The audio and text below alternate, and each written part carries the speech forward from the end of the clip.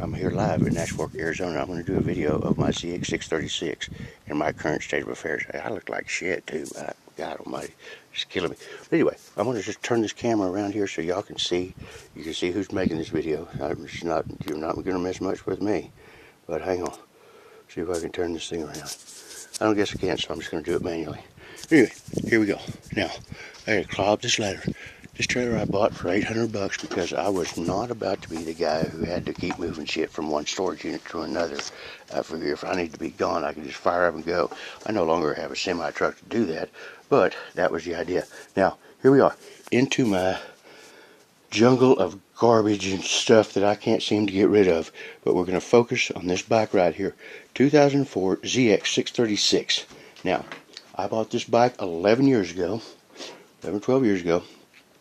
from a guy in Carrollton, Texas, that every single piece of plastic on this bike was broken, both wheels were crushed, but the forks weren't bent, and the tank didn't have one dent on it.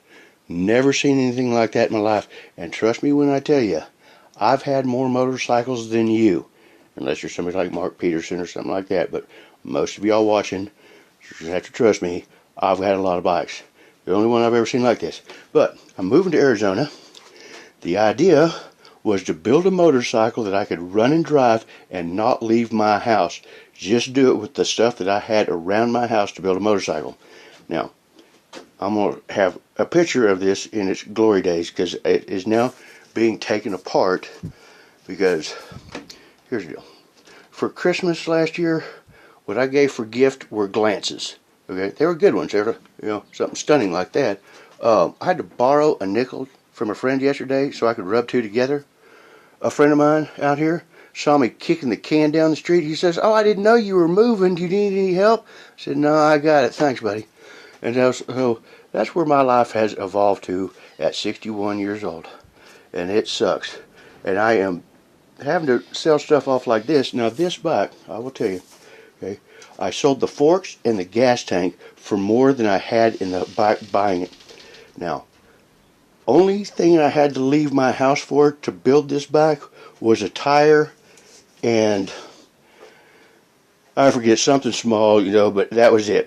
And this is kind of, I'll just tell you, okay, I have very little money, but lots of time, Timely time.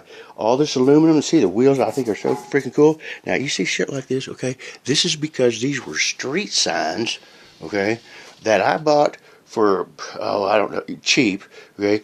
And to make this was just the best I could do with what I had. Now, I don't have any cool tools whatsoever, okay? This is barbarian bullshit I got going on out here.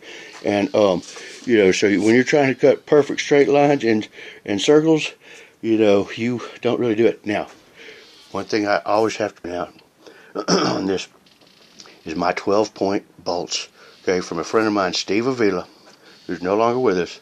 That means the world to me. But these, okay, all these little 12-point bolts, okay, is something that I'd never let you borrow, never let you have, but they're like all over this bike. And he gave me those. He came up from Hebbronville, Texas one time with 50 pounds. I didn't even point it up. Look, I don't even know what I got left because these are specialty bolts out here. But there's a whole bunch of them right there. I love those things. Steve Avila, I love you, brother. But anyway, he always rode with me.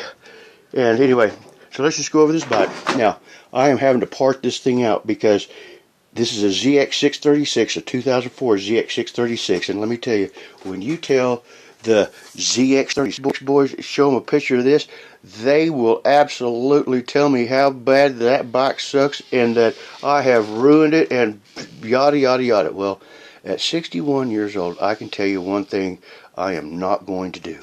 And that is, you are not going to catch me going down the highway at 90 miles an hour on the back wheel, sitting on the gas tank with my feet on the front fender with my left hand up with my middle finger out, doing 90 or 100 miles an hour on the back wheel. That, let me tell you, I say that because I had a kid pass me in Texas doing that one time. I'll never forget that, and I can tell you, I have never said that I am too old to do anything, but if I couldn't do it at 18 years old, I can't do it at 61. I have never been able to ride a motorcycle like that, and nor am I willing to try at this point? But what I did do, put this cool shit for old school dudes. Okay, this had hand shift foot clutch. Let me show you how Tim Lee comes up with a hand shifter on a foot clutch. Right here. Okay, this little piece right here. This was the linkage and shit. Now, hopefully I'm going to get all this in there. But you see that piece right there? I had that thing for years. I think I got it from a friend of mine, Denny. I don't know if I did or not. I just never got rid of it. Now, if you see, turn this thing around right here, that, some of you people may know, that is the linkage, the shift linkage for a 4-speed transmission on a Harley Davidson, the chrome one, nice one too. Okay? And then you see one of those little 12-point bolts. Hello, Stephen Field. And then this thing got just some linkage for a shifter on a Harley Davidson, and then down here to that little shift linkage that came off an RM125. Now, that's the kind of bullshit I hang on to build a hand shifter for a zx636. Now, when I really got happier than a puppy with 2 Peters was when I found this stuff. Now, I don't know if you folks can see that, but now, that's all billet aluminum stuff. And it might look like a trash to you, but that's Russell Mitchell stuff, Exile motorcycles. Okay, he builds hardcore choppers. He's out of Australia, I believe, is where he is, but he's one of those biker build-off guys. He's still building motorcycles, and that stuff right there, I was happy when I found this, because this thing was running like flat floorboards off of Harley Davidson. Now, this bike was concepted from Russell Mitchell's bikes, the hardcore, billet aluminum, no fucking chrome, fuck a bunch of chrome sucks, and Confederate motorcycles. If you don't know what I'm talking about, by far, those are the most beautiful works of art rolling on 2 wheels, in my personal opinion. And if you don't think so, you're wrong. And Confederate, they're out of Alabama. Look them up. I've never actually seen one of these bikes live rolling down the road, just in magazines and stuff. But this is what this bike's conception, a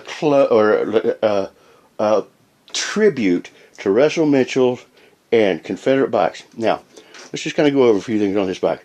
Like this, right here. These are triple trees off of a freaking dirt bike. Okay? The handlebars, dirt bike. The trees came off of Harley Davidson. You can see it's a mismatched set right there. But they don't even fit. I had to duct tape them on because it's all I had. Because I was not going to leave the house for parts. Okay? I wasn't going to do it. And then this, I had to make this little bar. This nose cone came off a Cessna airplane. The front end is a Big Dog Mastiff front end. I had to literally make that freaking nut because nobody made that god dang nut that held it on. That was a bitch. This is one of my personal made items right here. It's called spinners. Those absolutely just slice a hole right in the wind once you get rolling. And, you know, you get you about another 10 miles an hour out of the deal. This was a vent I got from Denny Moffat from, he worked for Lennox.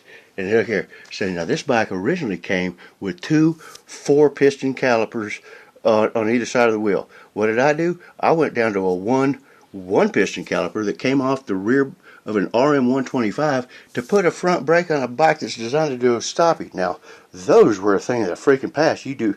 The only reason why I had a front brake on this bike, so you could hold it at a stoplight when your foot was on the clutch on a hill. Okay? And, you can't see the clutch. I'm not going to pull it out. It's stuck in here. And so there was no doing stoppies on this. It was basically a rear wheel brake only bike. Now I made this little leaf spring because I just thought this was cool. Put my seat on it. The seat would lift up. Made that seat. You know, kind of. And I have no cool tools, but I put it over that seat pan. And tail lights would always be a thing that were never changing. You know, so I was constantly making different things. But the tail light sat on that thing. And I'm now parting this motorcycle out. Okay. Because the zx636 crews and population think this bike is ruined, okay? But I need the money, okay? That's what this video is about, is how badly I need money and what I'm willing to do it, because I love this bike. You know, I basically have nothing in it except a bunch of time, but I'm going to sell the motor.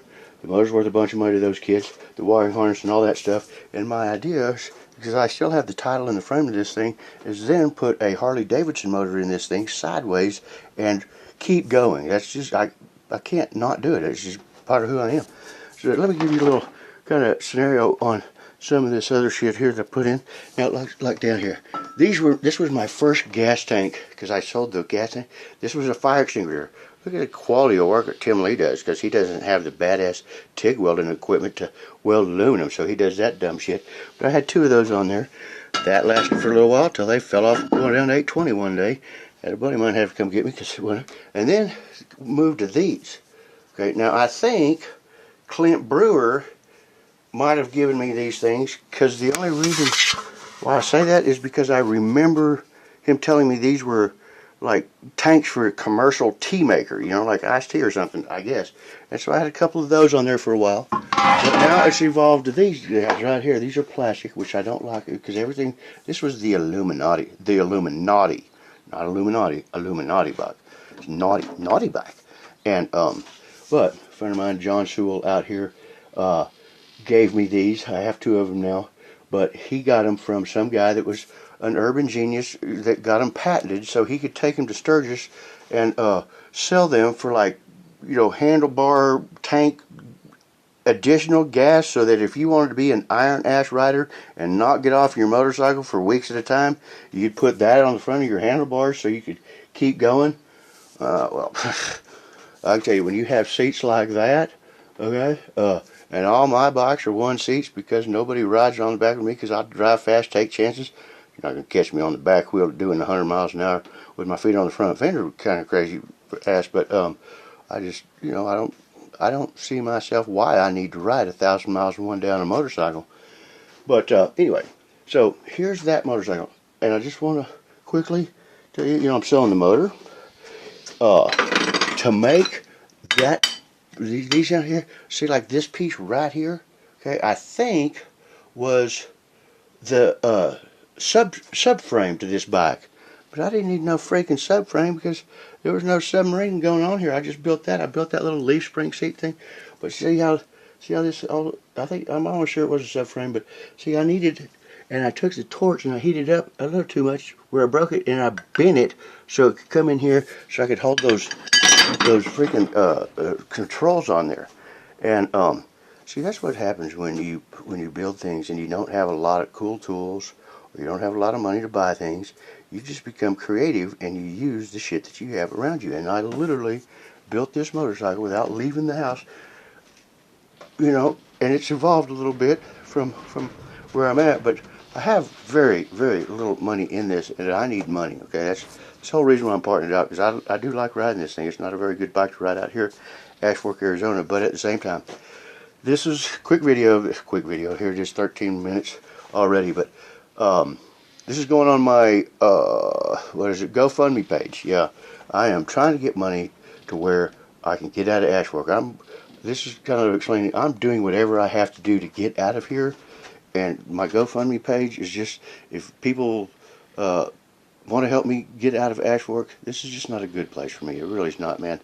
And I got a lot more to offer before Jesus takes me. But anyway, I'm going to stop right here. Talk to you later.